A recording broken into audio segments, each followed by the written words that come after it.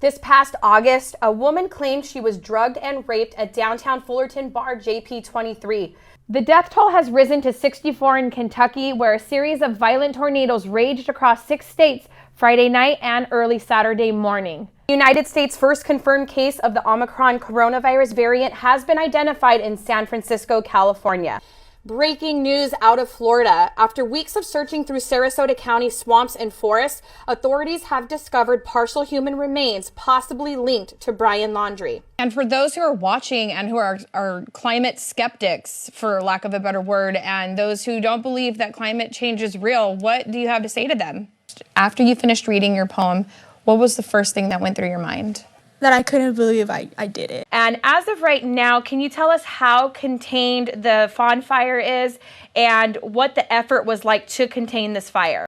All right, Titans, he may have only played a space captain on TV, but Star Trek superstar William Shatner has now received the honorable title of astronaut from the Federal Aviation Administration. Governor Gavin Newsom said Saturday he will use the Texas abortion ban laws as a model for gun control in California to limit the sale of assault weapons. Day 3 of jury deliberations are underway in Kenosha, Wisconsin, where 18-year-old Kyle Rittenhouse stands trial for shooting 2 men and injuring 1 other.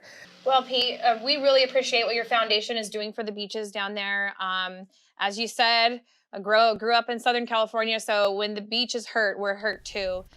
Yes, thank you, Samantha. Big news indeed, as the CDC authorized this lower dosage vaccine just days after the FDA approved the vaccine for emergency use. Teton County Coroner Brent Blue confirmed Tuesday that 22-year-old Gabby Petito's cause of death was strangulation. Puzakala faces a civil trial in June of 2023 where 2 bar patrons filed a lawsuit less than a year ago claiming one of his bartenders physically attacked them and was never fired. Most of the residents here at the Chandler Tiny Home Village are happy. They have a sense of safety, security. And in other local news, the body of a woman was found at the base of the Point Fermin Cliffs in San Pedro on November 6th, making this the 7th death at the cliff site this year. Here's PIO Eric Scott with more on the rescue process. 22-year-old Delonte Jerome Bell was arrested on Tuesday for suspicion of assault and intent to commit rape in the case of a Chapman University student. What do you say to those who say that that woman is cruel for terminating the pregnancy at that point? Well, that's right, Vanessa. For the very first time, Instagram CEO Adam Mosseri sat down in front of Congress to address hard-hitting questions about protecting children under 13 from accessing Instagram. This past August, a woman claimed she was drugged and raped at downtown Fullerton bar JP23. The story caught my attention, and after posting to social media that I was interested in speaking with victims, a handful of women who want to remain anonymous personally reached out to me.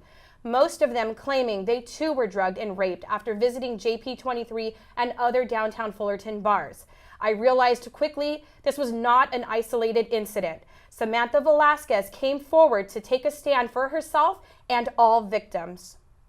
When I got my daughter, she was bruised all over her back and her knees. The examination was so painful for her because of the force that they did. They scratched her insides and her outsides. A mother desperately pleading at the Fullerton City Council meeting in August after her daughter claimed she was drugged and raped after drinking at popular downtown Fullerton bar JP23. 23-year-old Samantha Velasquez told OC News in September that her rape kit determined there was blunt force trauma and that she was a victim of sexual assault. I have cuts on the outside and inside of my genital area. 4 months since Samantha's reported rape and no arrests made, the Fullerton Police Department has been the brunt of public criticism, with some accusing the department of not actively handling the investigation. Fullerton PD saying that is simply not the case. We have a assigned detective that has been working this case nonstop and is aware of what's going on, has looked at every little piece of evidence that we can do, contacted everybody that's possible, and is continuing to diligently work the case. But because of the sensitive nature, we can't speak on the particular details. Men and women in the public have criticized Jacob Puzakala, the owner of JP23, claiming he has long fostered a sexually violent atmosphere under his roof. Puzakala has been outraged by the protests, calling them smear campaigns and saying, with the exception of a few people, the protests are, quote, politically driven to shut down the business specifically. Puzakala seen here in an altercation with protesters in September. And protesters have rallied outside of JP23 for months, demanding that the bar be shut down, claiming that Jacob Puzakala does indeed condone a violent atmosphere within the bar. Puzakala faces a civil trial in June of 2023, where 2 bar patrons filed a lawsuit less than a year ago, claiming one of his bartenders physically attacked them and was never fired. This specific lawsuit is not Puzakala's first run-in with legal trouble, as a simple name search in the Orange County Superior Court shows a history of nearly 24 cases involving the bar owner. He appears as a defendant in at least 20 of those cases, including breach of contract, personal injury, and employment complaints. Other minor cases against Puzakala are unlawful detainers, misdemeanors, and infractions. In a libel lawsuit filed by Jacob Puzakala on November 3rd, he names Luis Huang, a candidate running for mayor of Irvine, and Samantha Velasquez, among others. The 9-page complaint states that Huang sent a defamatory email to Fullerton City Council members and others, claiming that Jacob Puzakala and his security staff have raped women themselves at JP23. The alleged email did not show a name or email address, confirming that it was in fact Huang who sent that email. Puzakala says his business has taken a major hit, saying he's lost about 50% of his revenue and that his staff has also felt the impacts. A bartender at JP23 confirmed that business has been slower than usual. Although he declined several requests for an on-camera interview, Puzakala did tell OC News that his bar has implemented many changes, such as cautionary posters in the bathrooms where patrons can order special drinks to secretly and safely alert the bartenders that they need help. The bar has also stopped serving shareable drinks like fish bowls and says they are in the process of providing caps for drinks.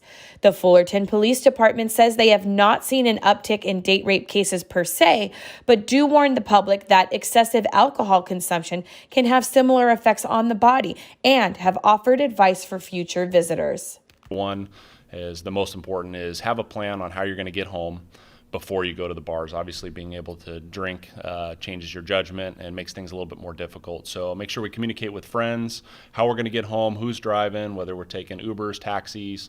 Have that plan before you actually leave the house so that everyone's on the same page. Samantha says she now suffers from social anxiety, but is trying to pick up the pieces after the devastation she suffered last summer.